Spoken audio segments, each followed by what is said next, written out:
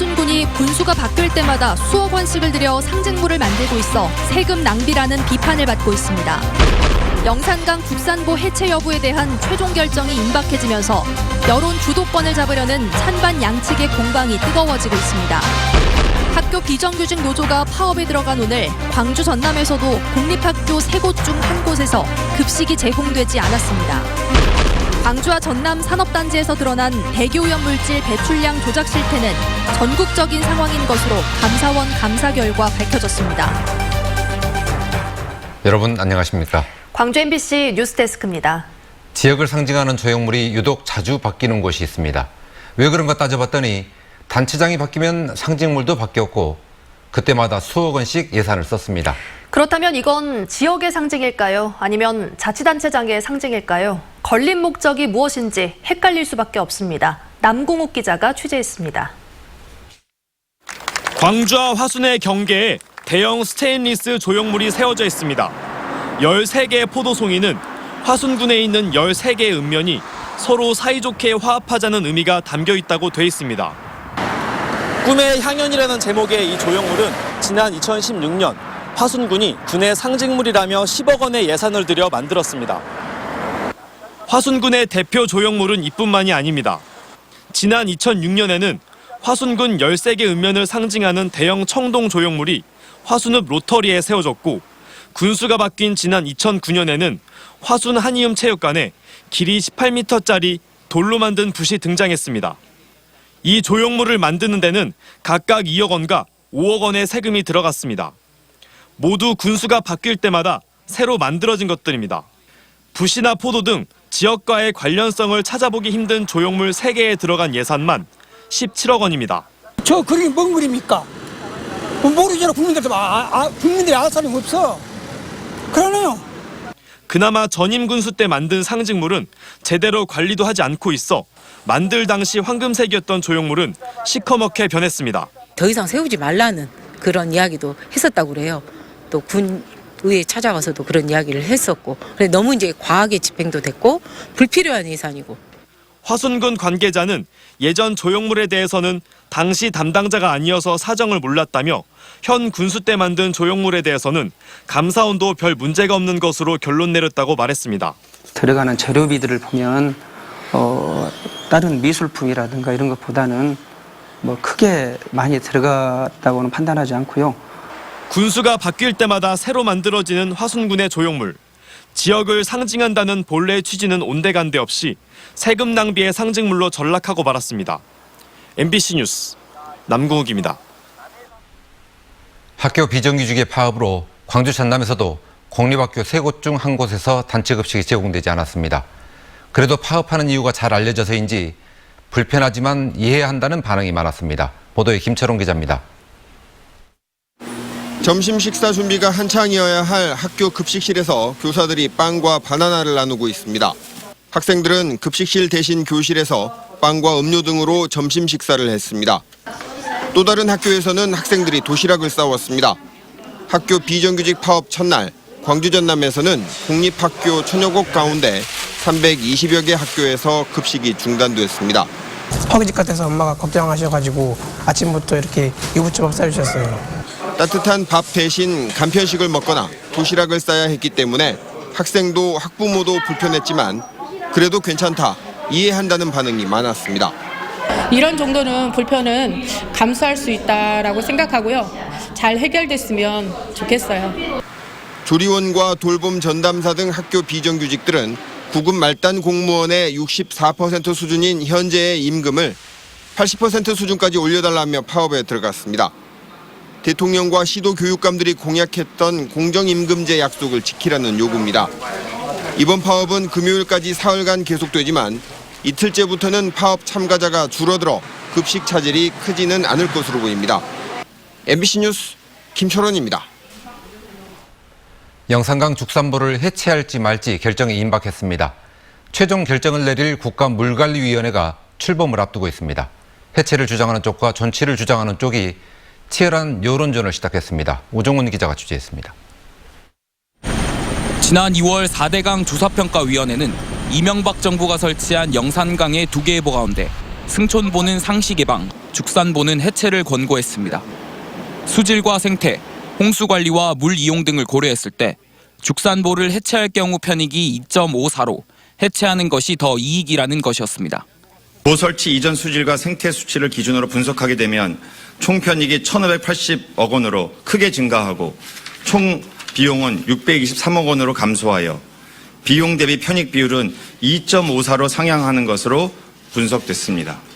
그러면서 최종 결정은 국가물관리위원회로 넘겼는데 현재 위원회 출범을 위한 인적 구성 작업이 한창이어서 죽산보 해체 여부가 곧 결정될 예정입니다.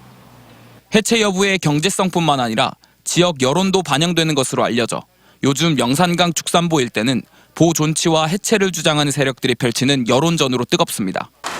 자유한국당은 지난 4월부터 지역 주민들이 죽산보 존치를 원한다며 현장 방문을 통해 보 해체를 반대하고 나섰습니다. 나주 지역 일부 주민들도 농업 용수 부족과 관광객 감소가 우려된다며 죽산보 존치를 요구하며 급기야 나주시의회가 보 해체 반대 건의안을 채택해 환경부에 보내기도 했습니다. 충분한 모니터링을 해서 주변 주민들 의견 수렴도 해보고 대책을 마련하는 것을 재검토해 주라는 얘기죠. 이런 움직임에 지역 환경단체는 죽산보 존치가 지역 여론 인양 호도하는 걸 경고하고 나섰습니다. 지역의 농민들과 상인들이 걱정하는 지역 발전 문제는 죽산보 해체를 통해 영산강이 깨끗해지면 해결될 것이라며 소탐대실의 우를 범해서는 안 된다는 겁니다. 그러니까 보 해체를 통해서 영산강이 살아나고 살아난 영산강에서 오히려 지역 발전이 할 수 있는 겁니다. 지금 황포도배가 영산보에 다니는 그것을 유지하기 위한 단순한 그 목적으로 지금 주장을 하고 있는 수준밖에 되지 않아서 현재 청와대에서 위원 후보들에 대한 인사검증에 들어간 것으로 알려진 국가물관리위원회는 빠르면 이달 중순쯤 출범할 예정이고 죽산보 해체 여부는 1호 안건으로 상정될 것으로 알려졌습니다. 4대강 조사평가위원회가 죽산보 해체를 권고한 상황에서 지역 정치권과 환경단체가 보 해체를 두고 이견을 보이고 있어 국가물관리위원회의 최종 결정까지는 상당한 마찰이 빚어질 것으로 보입니다. MBC 뉴스 우종훈입니다.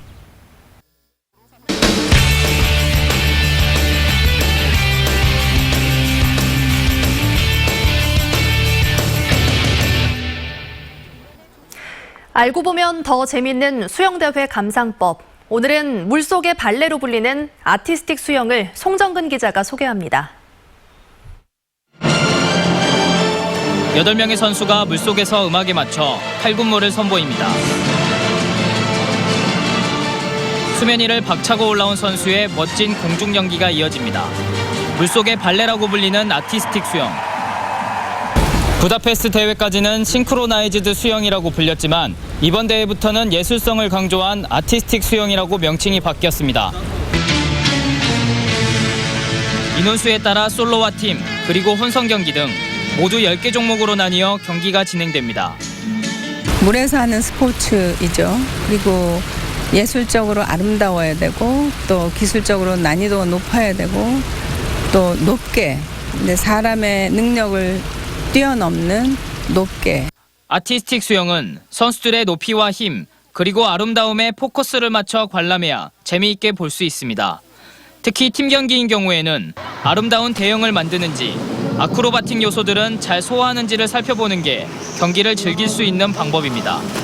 아티스틱 경기는 러시아와 중국, 우크라이나 등이 전통적인 강으로 분류되고 있고 북한 선수들도 참여한다면 다크호스가 될 것으로 예상되고 있습니다. 우리나라는 약체로 분류되고 있지만 지난 2010년 광저우 아시안게임에서 메달을 딴 적이 있는 만큼 다시 한번 영광을 재현한다는 각오입니다. 지금 현재 세계적인 경쟁력을 갖추지는 못했어요. 그렇지만 지금 선수들이 이제 이번 대회를 경험하고 앞으로 성장해 나간다면 더 좋은 성적을 기대할 수 있지 않을까. 아티스틱 경기는 대회 개막일인 7월 12일 시작돼 9일 동안 광주 염주종합체육관 수영장에서 펼쳐질 예정이며 마지막 날인 20일엔 갈라쇼 공연도 진행됩니다. MBC 뉴스 송정근입니다.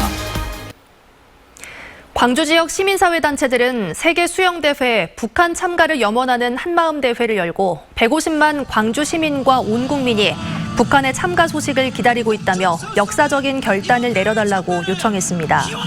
이들은 또 북한의 대회 참가는 단순한 대회 흥행 요소가 아니라 한반도가 평화의 길로 나아가는 소중한 디딤돌이라고 말했습니다. 여수산단의 대기업들이 대행업체를 통해 대기오염물질 배출값을 조작한 혐의로 수사를 받고 있는데요. 감사원이 확인해봤더니 전국적으로 이런 일이 수두룩한 것으로 드러났습니다. 보도에 문형철 기자입니다. 광주 전남 지역 대기오염물질 배출 사업장에 측정값 조작 논란이 불거진 건 지난 4월. 비슷한 시기 감사원이 전국 측정 대행업체 40곳을 선정해 조사를 벌인 결과 한 곳을 제외한 39개 업체에서 지난 2017년 한 해 동안에만 6만 2천여 건의 측정 기록부를 허위로 발급한 것으로 드러났습니다. 오염물질을 아예 측정하지 않은 경우가 전체의 절반을 차지했고 검사 기준을 지키지 않거나 무자격자가 측정한 경우도 2만 건을 넘었습니다. 하지만 이번에 밝혀진 것도 빙산의 일각에 불과합니다. 광역이나 기초 지자체 단체 대상으로 저희가 전출 조사를 한 게 아니고 의심되는 업체를 추리는 과정에서 지자체가 15개가 골라져서 이 같은 부실한 측정 대행 업무의 근본적인 원인으론 환경당국의 형식적인 관리 감독과 더불어 저가 계약이 지목되고 있습니다. 시장 경쟁을 제한한다 해서 측정 수수료 고시 제도를 폐지했거든요. 그러니까 이제 당연히 저가 입찰이 되는 거죠. 감사원은 또 측정 대행업체가 오염물질을 측정하지 않은 채 기록부를 허위로 발급한 경우 배출 사업자도 이를 충분히 인지할 수 있었다며 불법을 묵인한 것으로 판단했습니다. 한편 허위 기록부 발급 등으로 지난 2015년부터 4년 동안 영업 정지 처분을 받은 측정 대행업체는 모두 18곳이었습니다. 하지만 이 가운데 상당수가 다른 업체에 측정 업무를 재위탁하거나 기존에 보유하고 있던 인력과 장비를 활용해 새로운 측정 대행업체를 설립하는 수법으로 사실상 영업을 계속한 것으로 확인됐습니다. 이번 감사 결과에 대해 환경부는 측정 대행업체가 행정처분을 받을 경우 타 업체에 업무를 재위탁하는 것을 금지하고 성적서를 거짓으로 발급한 측정 인력에 대해선 일정 기간 자격을 정지시켜 처분의 실효성을 강화하겠다고 밝혔습니다. MBC 뉴스 문형철입니다. 지난 1일 발생한 정전 사태에 대해 포스코 광양제철소가 시민들에게 공식 사과했습니다. 광양제철소는 사과문을 통해 정전으로 발생한 연기와 화염으로 불안감을 일으키고 주민들의 생활에도 많은 불편을 드린 것에 대해 깊이 사과한다고 밝혔습니다. 또 같은 일이 반복되지 않도록 원인을 면밀하게 분석하고 개선 방안을 마련하겠다고 말했습니다. 오늘 오후 2시 50분쯤 광주시 동구 충장로의 한 상가 건물에서 불이 나 1층 식당 전체를 태우고 1시간 20여 분 만에 꺼졌습니다. 이 불로 인명피해는 없었지만 식당 손님 등 7명이 대피했습니다. 경찰과 소방당국은 식당 안에서 불이 시작된 것으로 보고 정확한 화재 원인을 조사하고 있습니다. 광주 동부경찰서는 처남에게 흉기를 휘두른 혐의로 39살 A씨를 붙잡아 조사하고 있습니다. A씨는 어젯밤 11시쯤 광주시 동구 산수동의 한 아파트에서 처남인 41살 B씨와 사망한 어머니의 보험금 문제로 다투다 홧김에 B씨에게 흉기를 휘두른 혐의를 받고 있습니다. B씨는 A씨를 피해 달아나 크게 다치지는 않은 것으로 알려졌습니다. 내년부터 전라남도 모든 시군이 농어민들에게 수당을 지급합니다. 전남시장군수협의회는 내년 1월 1일 기준으로 1년 이상 전남에 주소지를 둔 농어업 종사자 24만 3천여 명에게 1년에 2차례 30만 원씩을 지역 상품권으로 동일하게 지급하는 전남형 농어민 수당 도입에 합의했습니다. 시장군수협의회는 수당 지급에 필요한 예산 분담 비율과 상품권 종류 등과 관련해 전라남도와 협의할 계획입니다. 전라남도와 시장군수협의회는 이견 조정 절차를 거쳐 조만간 농어민 수당 시행을 위한 업무 협약을 체결할 예정입니다. 담양군이 막걸리 주조장을 개조해서 만든 해동문화예술촌이 문체부가 선정하는 2019 지역문화 대표 브랜드에서 최우수상을 수상했습니다. 해동문화예술촌은 주조동과 누룩창고 등 기존의 산업시설을 활용해 전시공간과 체험교육장을 조성하고 지역민을 위한 공연장과 책방 등을 배치했습니다.